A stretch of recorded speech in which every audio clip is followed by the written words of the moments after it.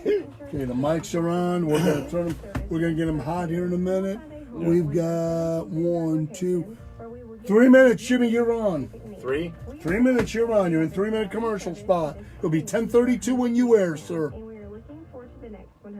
Spring is coming and what's not a Western world is ready. They have new lightweight And that place, God, have you gone in there and priced some of their stuff? Expensive. Fresh spring colors. Is that the one by They got boot. It's right in downtown Boone. Okay. Big country western store. Golly, Brian promotes their stuff. Oh yeah, we got boots on sale, like 50% off, 75% off. Some of those boots start at $300. Yeah. Are you crazy, man? Expensive to be a cowboy sometimes. And you know, that was and you know the term cowboy, Jimmy, you're inside 90 seconds. You know the term cowboy, when it came out, was a slang. If you called someone a cowboy, you were basically calling them white trash. Oh, wow. I did not know that. Yes. And believe it or not, many here get that right to you. And many of those guys, like those cattle drives, they only did those drives about 10 years. The average cattle drive had no more than 11 men. The average age of those drovers was 19 years I read a old. lot of westerns. And those guys were athletes for their age. John Wayne with all the kids. You know, those guys were athletes. I mean, those were hard men on that frontier, man. Oh yeah, no doubt about that. God, can you imagine 300-400 head of cattle and you're moving them from Texas to Dodge City? And this crap about all the law enforcement, you know who cleaned up Dodge City? The church women. They got sick of the red light district. They drove all of them out of town. Sheriff Masterson had nothing to do with it. Right. Boy, I'll tell you. Here we go, guys. Jimmy, mics are hot. They're going up in a minute. Here we go.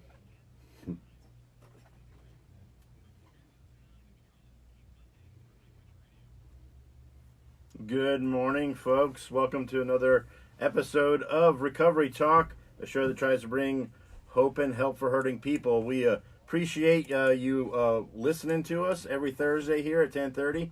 And, you know, if you catch a little bit of the show and want to see the full show, you can always go back to our Facebook page, Recovery Talk, and check out full episodes there. You can watch us here in the studio.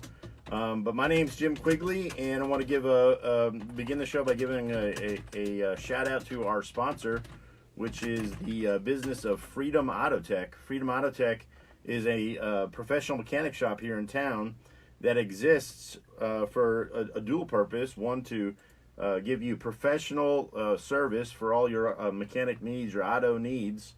Come over there, you got a check engine light on, you need it checked out, diagnosis. You just need your oil changed, need some new brakes, whatever.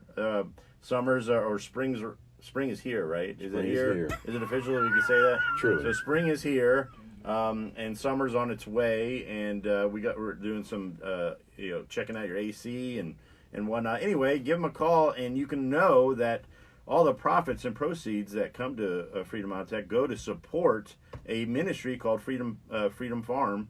And Freedom Farm is a 12-month inpatient recovery program for men.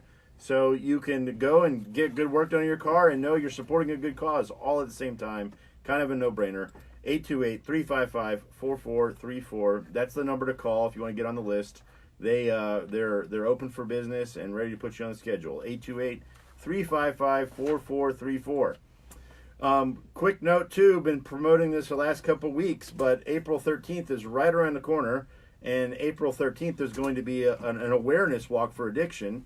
If you want to just come out and support in any way possible, just say, hey, you know what, I'm supporting people that are trying to combat this issue. Come on out. $25 is the registration fee. You get a t-shirt. You'll get to hear some speakers. There'll be people there with information. You can walk as little or as much as you want to. It's right on the Greenway at the Clausen Burnley Park. That park is right across from the Armory, also across from the swimming complex, if you know where that is. But we all love the Greenway here. It's a beautiful part of Central Boone. So come on out and show your support for the Born Again Walk for Addiction Recovery Awareness Walk. If you need more information, 386-717-0267. That's Addie Bobbitt's number. 386-717-0267. Give her a call, and she will. You can even pre-register if you need to. Anyway, come out and show your support. We really can do the help. Oh, last thing about that. All the proceeds that are raised is going to support women's recovery here in the High Country through a program called Carrie's Home for Women. If you want to know more about Carrie's Home, check them out on Facebook. Karis. That's a strange way to spell Carrie, but it's Karishome. Look them on Facebook, or karishome.org is their website. Anyway, so I'm excited for my guest this morning. I've been actively working in the recovery industry for getting close to 9 years now, and I've spent about a third of my life in and out of recovery, and about another third of it in drug addiction. But that's another story, another time. But when you're in your journey and you're meeting people along the way, you kind of meet people that you just never forget, and you hope for the rest of your life. And I'm not just pumping you up, David, but my guest here is one of those guys. David, first time I met him, I can't really explain to you. You got to meet David to know what I'm talking about. But he's one of those guys that phrase broke the mold. They definitely broke the mold when they made you, my friend. David Tekesh is my guest this morning. Say good morning, David. Hey, how y'all doing? You can wave to the picture there. You are live on Facebook. But Dave has agreed. I actually had to pick him up. This guy's one of those guys that can't sit still, so he's got to be working all the time. So I had to to get him to agree, I had to go pick him up at work and bring him here, and promise I'd bring him back as soon as we're done, because he loves putting in a hard day's work. And anyway, thanks for taking an hour and a half or so out of your day, my friend, to come in here and tell us what's going on. So David, one of the things I think you bring right to the table is that you're not. This is not a stab at you or anything, but you're not one of the young bucks in recovery. No, not at all. Even though you look like you're in your late 30s, early 40s. Yeah. Didn't you just turn 50? I did. Just turned 50 years old. So tell us a little bit about life growing up, man. Born, family, school, that type of thing. That's cool. Well, I was born product of the 60s. I was born in the late 60s, and I don't know. I grew up right outside Washington, D.C. My mom met my dad. He worked in D.C. He came over as an interpreter for the Turkish embassy after the Korean War. And so I grew up on the outskirts of D.C. and got 3 older brothers. Like my dad was a Turk, so he wasn't any practicing Muslim or anything, but he didn't have any trouble with me wearing a cross. He'd give me a little quarter moon and a star or something, like a little Turkish flag symbol or something. I don't even know, but needless to say, my mom had a religion shoved down her throat, and she's a daughter of a coal miner from Pennsylvania, and I don't know, I kind of grew up a little bit too fast, a little bit too soon, knowing a little bit too much for my own good. Having older brothers and stuff, you always want to hang out with them, and then so. Are you the youngest? Yeah. So okay. Youngest of the crowd, so I would always hang out with the older cats, you know what I mean, and I didn't know, what was going on and stuff, but my brothers, they used to grow a lot of herbs and stuff like that, and they used to wet it down, with PCP and stuff like that, and that's what I grew up just. A little bit too soon. My mom was a school teacher, so she instilled in me some pretty good morals and reading and stuff like that. And don't look like it, but I'm a bookworm, you know what I mean, so to speak. I didn't know that. Like to read. You read a lot of books? Read a lot of books. Well, Learn something new. Yeah, got and Just a mysterious man, you know that? Truly.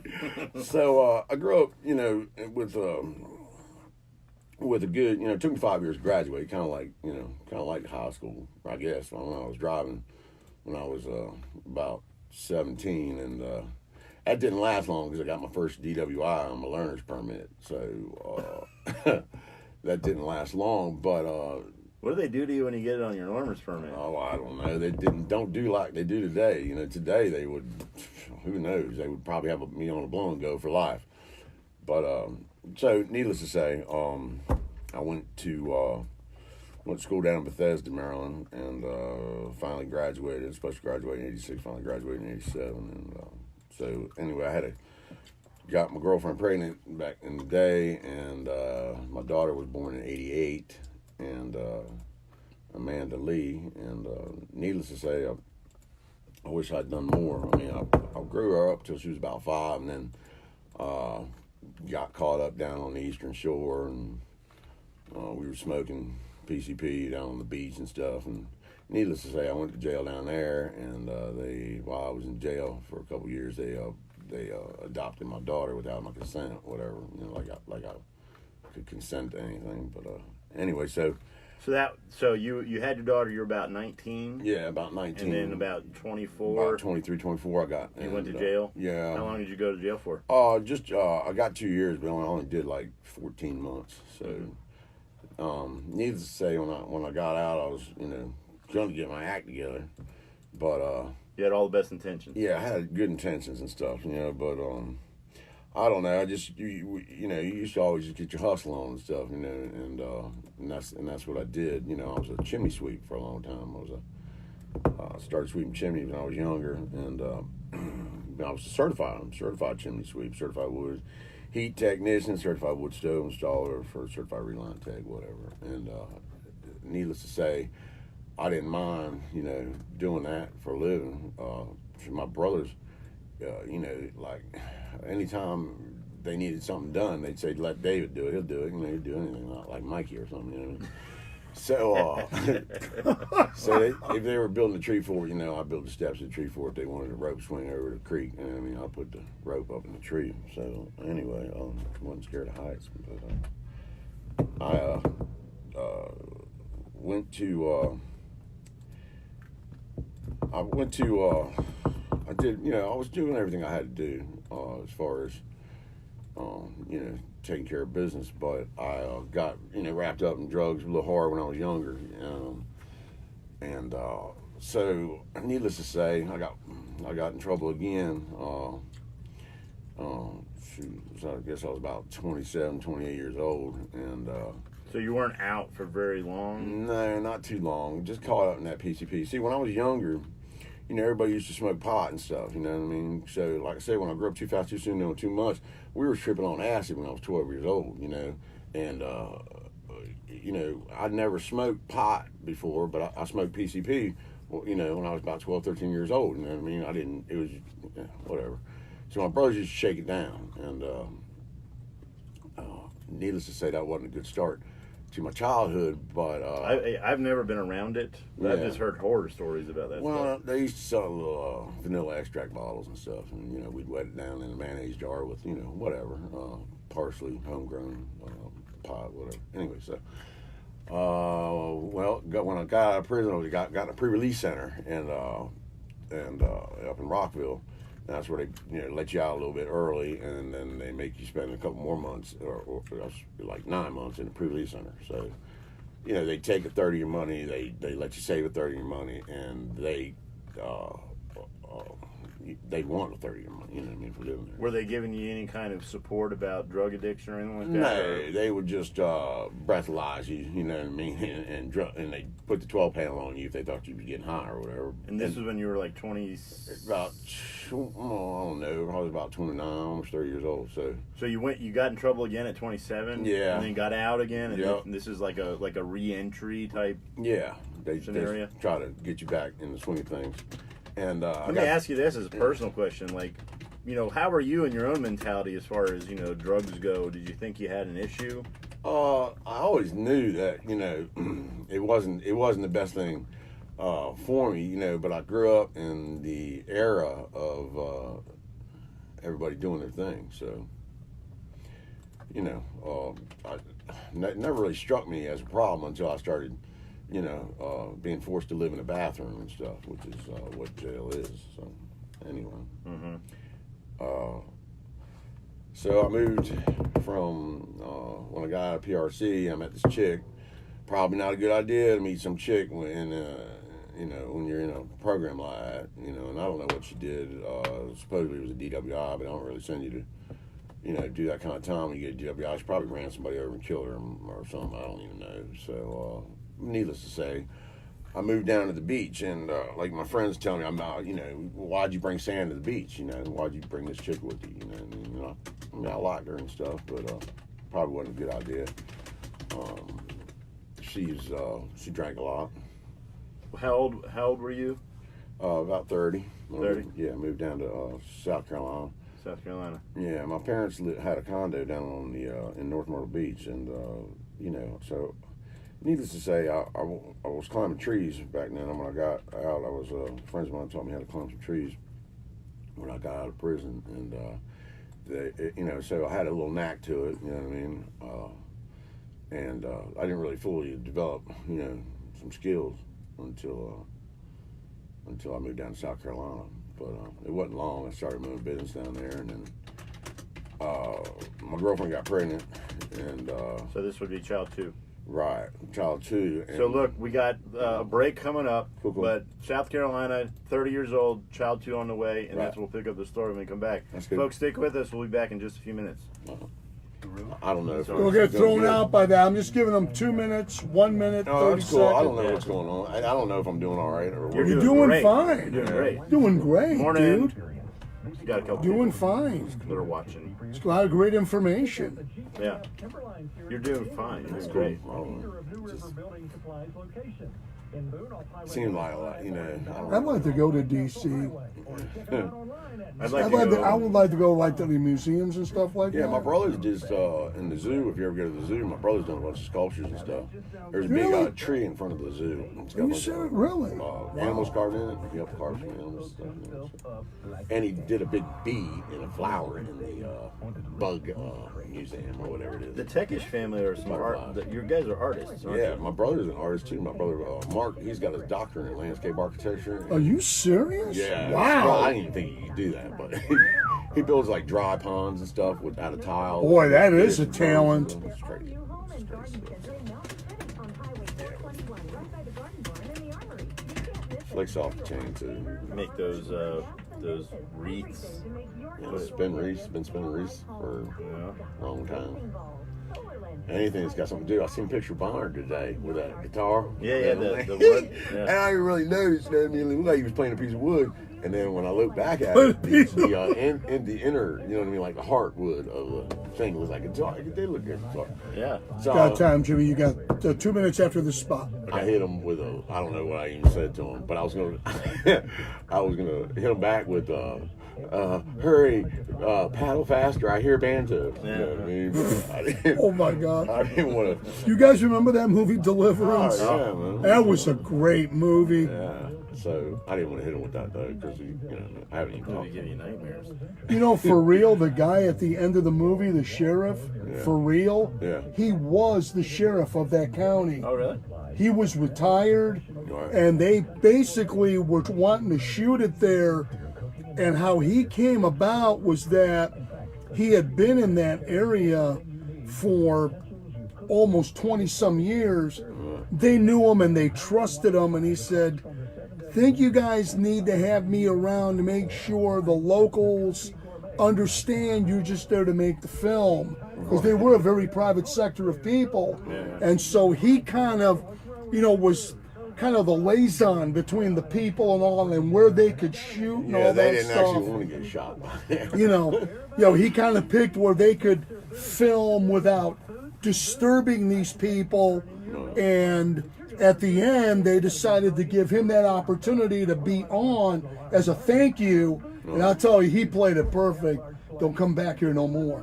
Yeah, no, I won't be back. You bet your butt. I'm gone, bro. I ain't gonna be back, I promise. Golly, those were some tough people, man. Golly.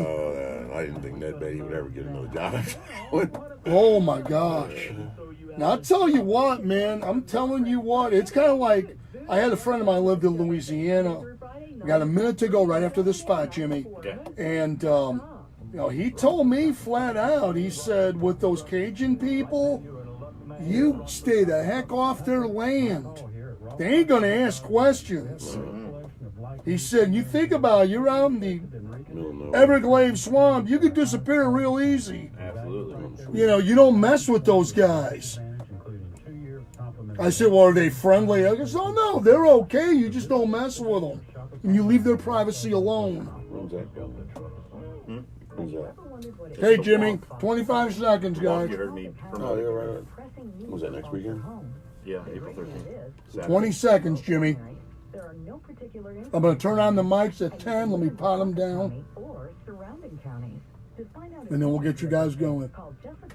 Mics are hot. We're going to pot them up. Don't say anything. We got 5 seconds.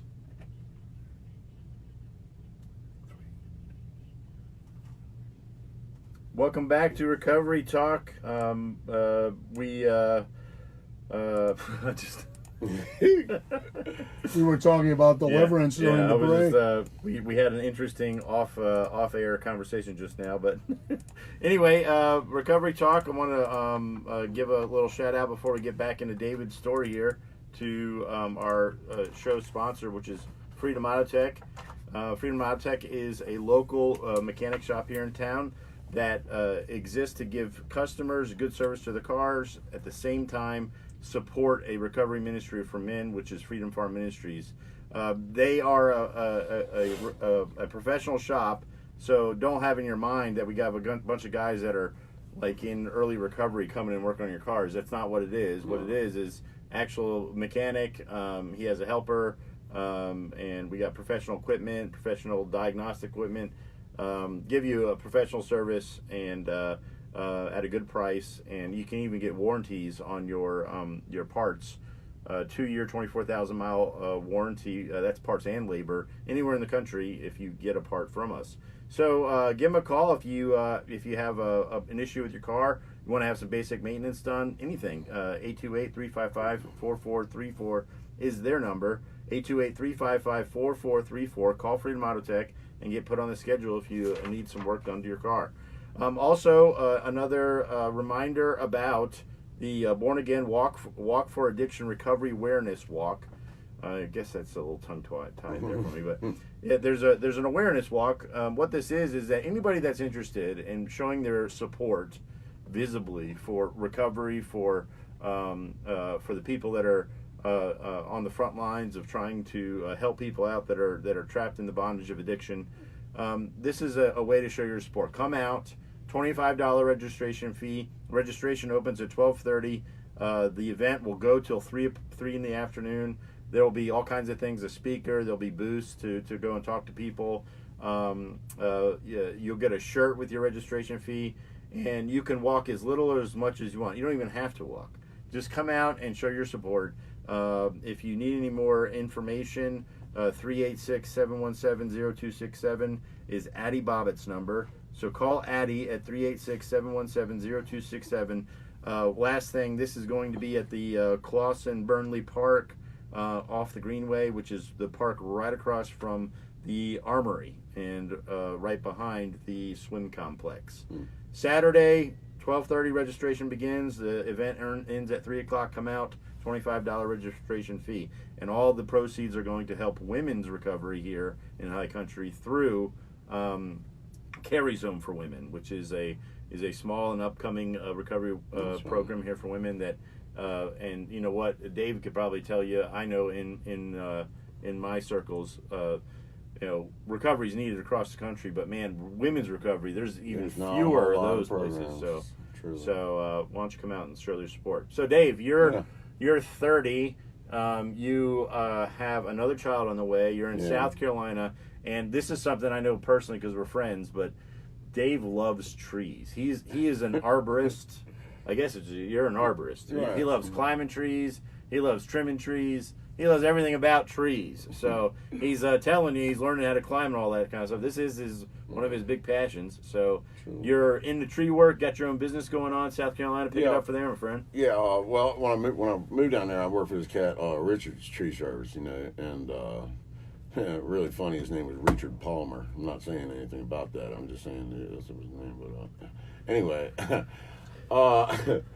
I was just basically working for him. And down South Carolina, you're really not going. Well, back in the late '80s, early '90s, you're not really going to make any money, and basically in general, you're not really going to make a whole lot of money unless you work for yourself. So, needless to say, he didn't want to give me what I needed. So I had a friend of mine that was a realtor, and she gave me like 30 trees to do, and so I just took my pickup truck out there, and I was dragging more brush down the road than I was carrying in the back of the truck, trying to hit that lick. And anyway, I made me a couple thousand, and I bought me an old dump truck, and I ran with that for a little bit, and started Wood Acres, and I ran with that for about 15 years. But needless to say.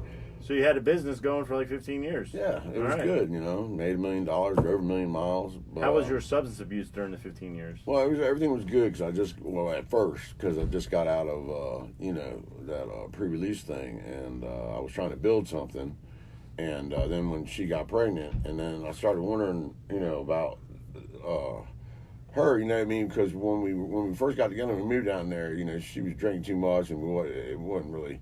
I didn't have much truck with that. I grew up with my dad. My dad was a raging alcoholic, and she was drinking with my dad, and she didn't need to be doing all that. You know what I mean?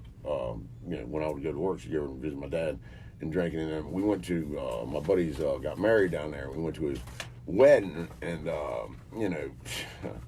don't even know why I married this chick, man. She left with some other dude at the wedding, and then I seen her.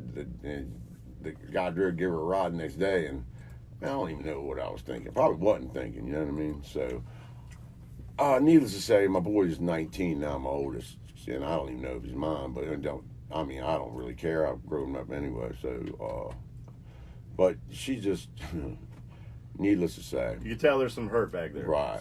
So I had a couple more kids after that, and truly they all look like me, and, it was a trip, man. I showed my dad a picture, and my dad got some, after the earthquakes in Turkey, he got some spinal meningitis, and so he was in the hospital. I went to go visit him, and I showed him a picture of the kid, and I said, look, Dad, I said, the kid looks just like me. It was my second born, Jamie.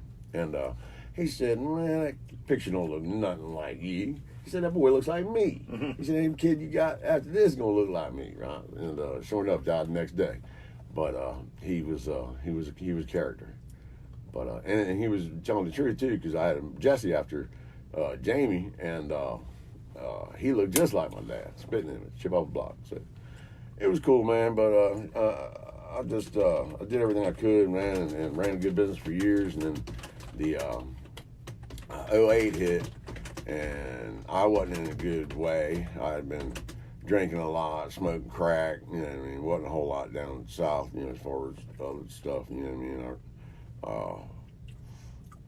I was doing dope here and there. I got flipped a Jeep when I was 19, or no, 17. I was 17. I flipped a Jeep anyway in the Shenandoah Valley, and we drove off the road, fell down the mountain, laying on the road below. I flew out the zipper doors and put my elbow in my ear. Broke my arm in half, and that was my first helicopter ride. And then that was a trip. So anyway, I was on dope for a little bit back then, but needless to say, it wasn't good. I tried to go in the Army after, because I was getting in all that trouble and stuff, but they wouldn't let me, pre-existing condition and all that. But anyway, so needless to say, everything was good. So 08 crash, Right. You crashed around the same time? Yeah, truly. I just I don't want to cuss or anything, but I got a case of the fuckets, and everything after that is usually no good. You know what I mean? So sorry about that. I don't know how else to put that, but anyway. Maybe say efforts. Right, efforts, man. Yeah, there you go. Oh, got the efforts, and so I basically just gave up, and I didn't have much trouble with her. She was drinking all the time and stuff, man. And I really couldn't talk to her because she was type drunk, man. I wouldn't say anything. She gets so drunk she couldn't even speak, man. Right?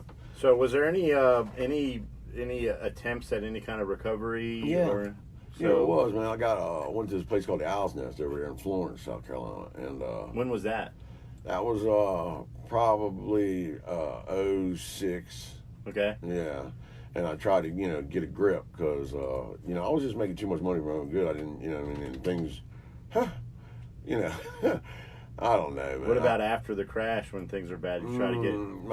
I was stone cold. I was tore back like a soup sandwich, messed up. Yeah. So, Okay. anyway. So, we got a break coming on, but we will come back and we will pick up the story from there when we do. So stick with us, folks. We'll have David apologize for the slip there. Oh yeah, sorry, I didn't mean to guy. But stick with us. We'll be back in a minute. Yeah, sorry about that. I didn't. Sorry. The FCC is gonna crack down on Anyway, so Mike Kelly's gonna lose his broadcasting license. Come on, baby, flyer. There you go. So yeah, so what I was to talk about that the Owl's Nest and how the George that program didn't work. Yeah. You asked me about it. Or, So, when did you first come here?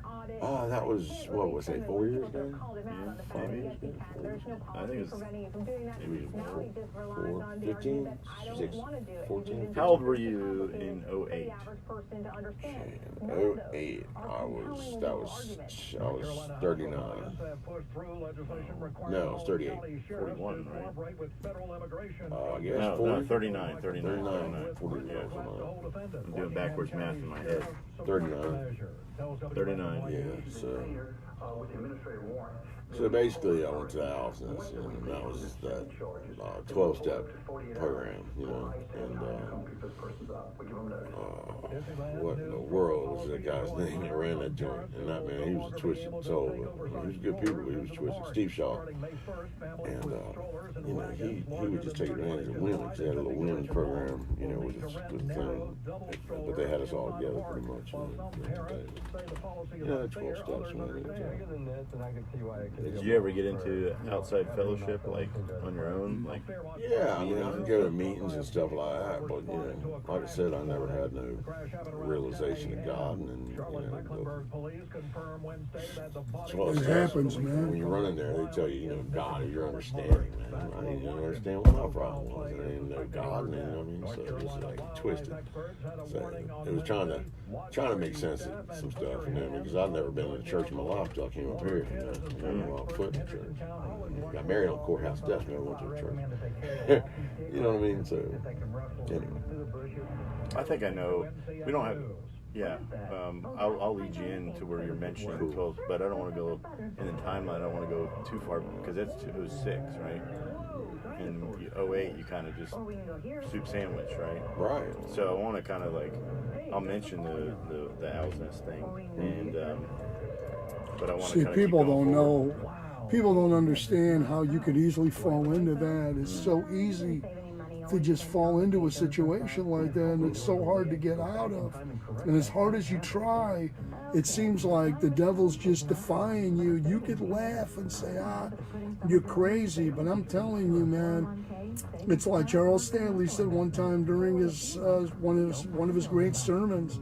He said the reason people can't get out of addiction and really get proper recovery at times is because the devil's always there putting a blockade in front of you, because he knows he has you and he don't want to let go because he knows he's got you at his mercy. Yeah, I mean, I went to the Owl's Nest a couple times. I went to one time. You went again? Yeah. When? Probably about 5 years, 4 years, 10 or 7, about 7 years ago. Oh, okay. So there's another Owl's Nest. No, it's the same Owl's Nest. But I mean, there's another Owl's Nest. Okay, Yeah. so 06 first time, then you went again. Right, like 08. I need to ask a question. How many guys did you bust up Probably during your time? How many guys did you bust up? Guy out of prison, I ran that dude off the road. I was gonna say, man, this is a guy you wouldn't want to mess with, man. Anyway, so so I went there again probably like 3 years later. So probably about 09, yeah, because I left the old lady and then gave her the house and was trying to do my own thing after I sold everything. You know, I mean, I should have never gave her half the money. That's what I did, you know, because I felt some responsibility. All that, but yeah. So I went there again, and you know, they just don't. You know, at 12 steps is I mean, it's all good if it was like truly the way they wanted it to be, where you would find God, have a relationship with God, and they actually told you, you know, about Jesus or something like that. You know what I mean? Because nobody had ever told me anything. And my dad was a Muslim, but he never told me, you know, Allah and all that, and he never prayed to nobody. You know what I'm saying? So I had no idea of God. And they say that that's what Turkey, because I used to, and when I was in Bible college, you know, I talked to people that were either missionaries there or going there, and they said that, yeah, it's a Muslim country, but everybody there is just a traditional Muslim. Right. There isn't anybody that's like real serious. I mean, there are, but yeah, I mean, most people aren't real. There's Christians over there too, you know what I yeah. mean? But I'm sure it's the majority of Muslim. That's where like Ephesus is. Like, you go to like where Ephesians. It's really become Europeanized in the 21st century. Is it still communistic? Never was, I don't think. Really? Even when Joseph Tito was in power? I have no idea, but I know that they've been a member of NATO since 50-something. Now, it's no longer Yugoslavia. I mean, Turkey, bordered by Yugoslavia. What is it now, Croatia? Have they changed Syria borders it. Syria on one side, Iran on one side. I don't know if there's any. I thought Yugoslavia was near there, too, and I think it it's might now be Croatia. Above it or something. Turkey's like the only warm water port. You know, Really? All kinds of stuff. Mics are going on, Jimmy. You're on in 15 seconds.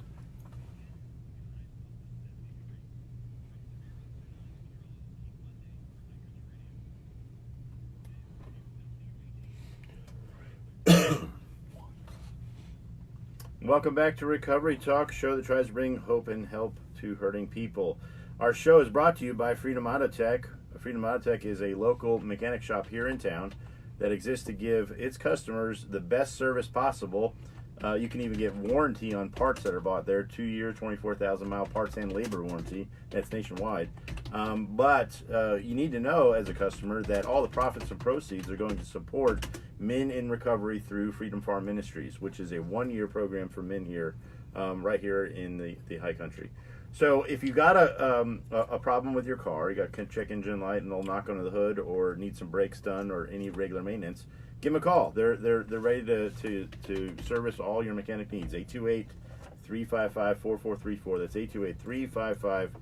828-355-4434. And know that you're supporting men in recovery by getting your car fixed. Also, want to shout out for the Recovery Awareness Walk that's happening April 13th, Saturday, at the Clawson Burnley Park, which is the park on the Greenway right across from the Armory and right behind the swim complex. Come out and show your support for recovery through joining this walk. $25 registration fee. It gets you a t-shirt. Get to walk as little or as much as you'd like to. Registration opens at 12:30. The event will go till 3 o'clock. There'll be a speaker. There'll be booths there. People talking about different recovery programs. And all the profits raised, the proceeds raised from this walk are going to a specific program, which is Carries Home for Women, which is a small women's program here that would like to get bigger, would like to be able to service more women. So they're trying to raise funds to get another house opened. So come out and show your support. April 13th, registration's at 12:30. If you have any questions, call Addie Bobbitt, 386-717-0267. That's 386-717-0267. All right, David, back to my friend here. So David has been to a program in 06, 08, the crash. You said your life could be described as soup sandwich. Yeah. And we just talked a little bit about your timeline off air. 09, you go back to the Owl's Nest recovery place. Yeah. And did you get a divorce at this time, or? No, see, I'm still married, man. I said I ain't got a divorce, and that's probably something I should do, you know. But that eventually happens. You split up. What time? When was that? We separated in 08, and I give her the house, and I just, I sold everything, give her half the money, man. I sold my dump trucks and my chipper and my stump grinder and, you know, just everything. And so I just started doing my own thing. You know, solo basically just climbing working. trees with people and, you know what I mean? Were you trying to stay sober? Were you trying to go to like recovery meetings? What did you learn at Owl's Nest? How was that affecting your life? Basically, I was just running with the devil through the darkness. And after I left, I was just staying out in a buddy of mine's garage, and you know, wasn't living right, needless to say. So things got bad. I figured, well, you know, let me try this, you know, rehab thing again. And you know, I went there. And I'm not knocking the 12 steps. I mean, if that works for anybody, you know what I mean? Because people need to, you know, get a grip and get sober and all that. But they never would tell me, you know, they would talk about God and say, you know, your understanding of God and stuff like that. Well, I didn't have any concept of God. I didn't have any understanding of God. And what they would say to you is that, you know, you have an allergy to the body and a mental obsession. You know what I mean? So they'd say, they talk about at certain times you can't bring it to your consciousness with sufficient force and memory of the pain and suffering of the past, and therefore it seems like a good idea to go get high or do what you do. And then when you do, you got this allergy to the body that kicks in, you know, to the point where you can't stop starting, you know. And I'll say, well, you know, I mean, it kind of makes sense and all that, but you never talk about the answer. How do I not, you know, because I've quit thousands of times, man, you know.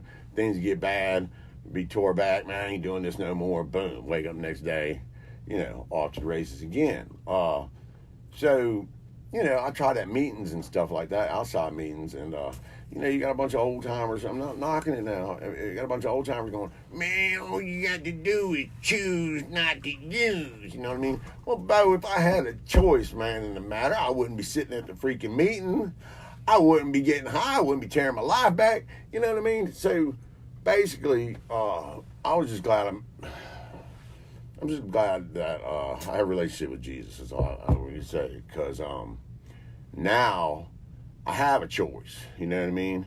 And I have a choice to make the right choice. You know what I mean? Because if you don't, there is no choice. You know what I mean? I'm going to do what I do to make myself feel better. You know. So I want to touch on a couple things because, I mean, obviously, just because I was involved in 12-step recovery for quite some time, it got in there because you were repeating verbatim some stuff. Well, and yeah, I mean, you know what? There's a pathway, and I'm not saying it's your pathway, but Right. this was been my pathway in life. Like, it was a very good thing for me at one time. Yeah. And I learned a lot of great things, and then I got real negative towards it at one time, and now I'm like not so negative towards it, but it's because kind of what you were saying. You said I learned a lot about my problem, True. and I think you can learn a lot about. And you know what? That's half the battle, is really understanding, you know, what is wrong with me. What is it that is going on here? Right. Right. As far as when it comes to me and my chemical or substance abuse. Right. Right. Now the solution is where I believe they are lacking, and that's, you know, I mean, it's not just an opinion. That would be fact in my world, Yeah. and this is what I mean by that. Okay. Because they're generic about God, and you're up. Right. So why does anybody have any kind of right to have relationship with God? Right. Right. Why can I look at God and expect Him to help me and to all this kind of stuff? There's got to be something that bridges me to God, because I've broken off this thing, and there is no. That's what in Christianity. It's what a Savior does. He brings us into a relationship with God, but there isn't, because that they're generic. There isn't that. Right. So what ends up happening, in my opinion, is that you do these steps in order to try to bridge the gap with God. So you basically are trying to do it on your own. So, and I agree with you in that aspect, and you know, but see, since I've got a relationship with Christ, and since I become a believer, I know, like, this is my take on it, right? Like, my problem wasn't drugs and alcohol, man. That was a solution to my problem. You know, my problem was my inability to feel comfortable, sober in my own skin, separated from God, you know. because I got this God-sized hole in my soul that I was always filling with other things so I could feel comfortable with who I was, And now that, like my best friend doesn't live on this earth, man, because Jesus, I mean, he's in me, he's with me, he's not next to me, so to speak, like real talk, but I have the Spirit of Christ in me, and I'm okay with being myself. I'm okay with being alone. I don't care what people think about me, man. You know what I mean? I ain't got no trouble with what people think, man. And that's not, let's say it like in a negative tip, like I care less. The point of being careless. You know what I mean? I just don't. It doesn't bother me these days, man. It used to bother me what people thought about me, what people said, whatever. But I'm okay with myself today, and that's only because of Jesus. Well, praise God for that, man. Something got in there. But your journey to learning about Christ wasn't so quick and easy. No, so wasn't. we met 4 years ago. Right. You came here, and you've been pretty tame on the radio today, except for letting the F word slip that one time. But you guys got to know. So have I. Yeah. So what people don't know is that I say this with all affection. You're basically half crazy, okay? Yeah, slightly. I say that in the most affectionate way possible. I have experience with David of flipping cars down ravines and guys getting legs caught in ropes and flying up halfway up a tree. And there's been some craziness. It truly has. You go 100 miles an hour. Yep. And you were here 4 years ago, and so tell me just a little bit about coming here 4 years ago, meeting you then, and it was hard to really even just talk to you because it was always like something here, and then we'd go. I had some court dates. So man, I got set up by this chick.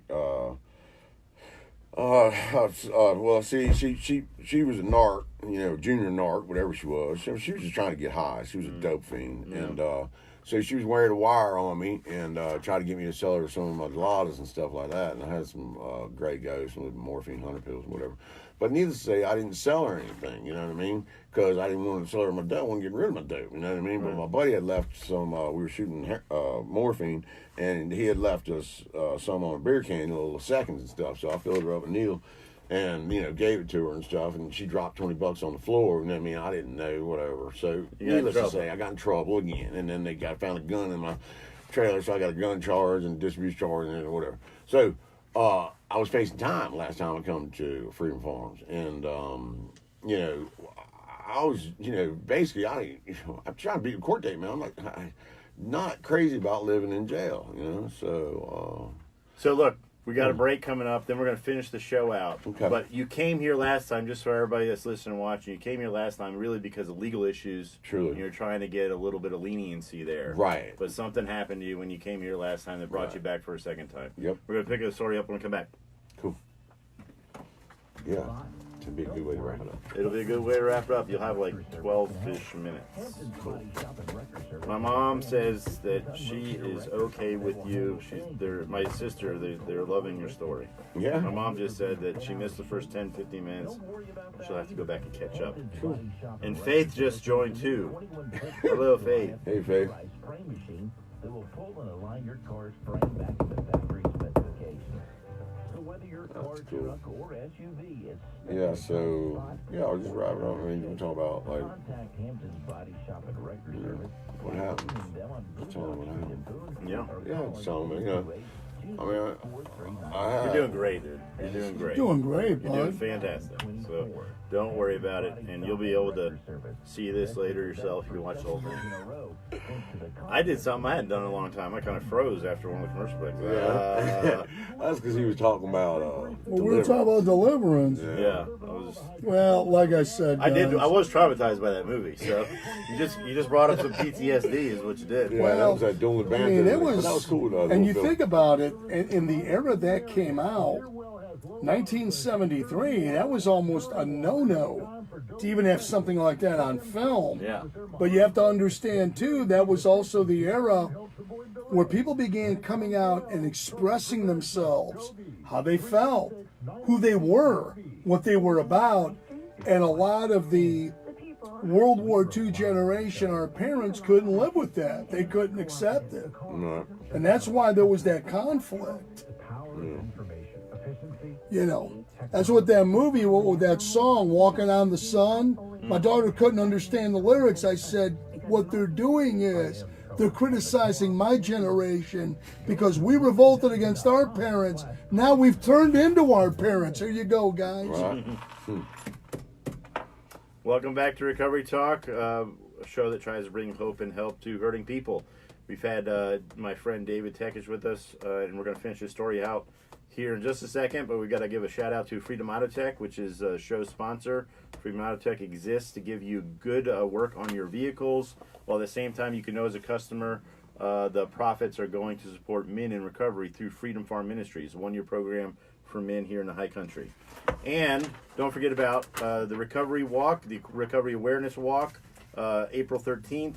Registration opens at 12:30. It's over at the Clausen Burnley Park, which is across from the Armory behind the swim complex here in Boone, right here on the Greenway. $25 registration gets you a t-shirt. Walk as little as much as you want. The event will end at 3 o'clock in the afternoon. You can leave anytime you need to, but there'll be speaker, there'll be booths, there'll be all kinds of information there about recovery here in the high country and the surrounding areas. And you can know that the monies raised through this event are going to support a women's program right here in the high country called Carries Home for Women. It's KARISHOME.org if you want to check out their website, or you can go on the Facebook page, KARISHOME. David. Yeah. Okay, let's finish it out, man. So Okay. you came to our program about Right. 4 years ago or so, and you came here because you were trying to get some leniency, which is, you know what, that's what happens. And you know what, Yeah. and people are like, oh, you know, you don't want to take people that are just trying to get out of court stuff. You know what, I'll take them every day, and you're a shining example of why. Because you know what, I have a captive audience, and who knows what the Lord's going to do, right? Right. And so you came here, and unfortunately, I remember, it's like you and a little group of guys relapsed together. Yeah. I pretty much remember. Yeah. Because, basically I just... But you were here for how long? I was here for like, I don't know, about 14, 15, 16 months, something like that. So you stayed here that long. Yeah, afterwards. And you were here afterwards, after the year commitment, and you ended up having an issue and leaving. Yeah. And lo and behold, things didn't get much better after leaving, did they? No, well, no, because I left, I met this chick, and it didn't get much better. Because Every time you say, I just met this chick, it always is a bad story, so because I don't want to take up... yeah, no, I'll tell you what I did. I came here, everything was cool. I left, I came here because I finally, after a couple of bond hearings, I finally got a bond that was cool enough for my peoples to get me out. And then, at that point, I was all alone, away from home, without a phone. They took my camper because that's what they do when selling dope. But anyway, so I come down to Freedom Farms, and I went to the church. I met y'all at the church, and with a car full of stuff. And I didn't really know what was going on, man. I didn't know what I got myself into, man. I walked in there, everybody was, laughing and smiling. I thought it was a cult. I didn't know. You know what I'm saying? So I was like, oh, what am I doing? But it turned out it was the best thing, for me, because I got a realization of, my need, for Jesus and stuff like that, and everything. Anyway, so it was, what do you say? They planted a seed. Planted a seed.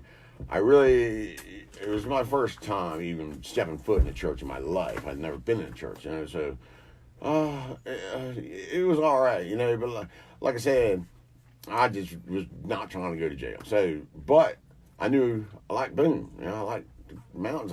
It was cool, man. I was happy, you know what I mean? But then, the world took over, and I got involved in self. So, needless to say, I did my own thing, and it didn't turn out great. And I had a realization, like a moment of clarity, where God put on my heart to come back around here, because when I think about it, I was never happier when I was here, and I was sober, you know what I mean?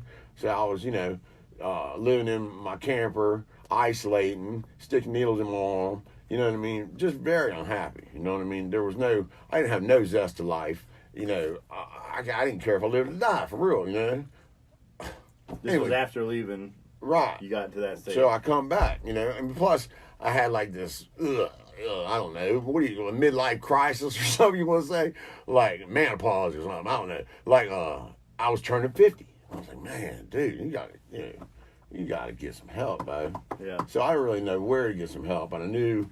You actually called me more than once before finally coming back. Right, just because. I was always kind of hoping we were going to see you show up. I think he even came to town, all the way to town one day, and then just kept going. I did. Drove right on through. Yeah. But, needless to say, I was glad that I came back. I didn't really want to go through the whole rigmarole of the safe house and getting to know people and meeting new people and being a retread and, on the older tip.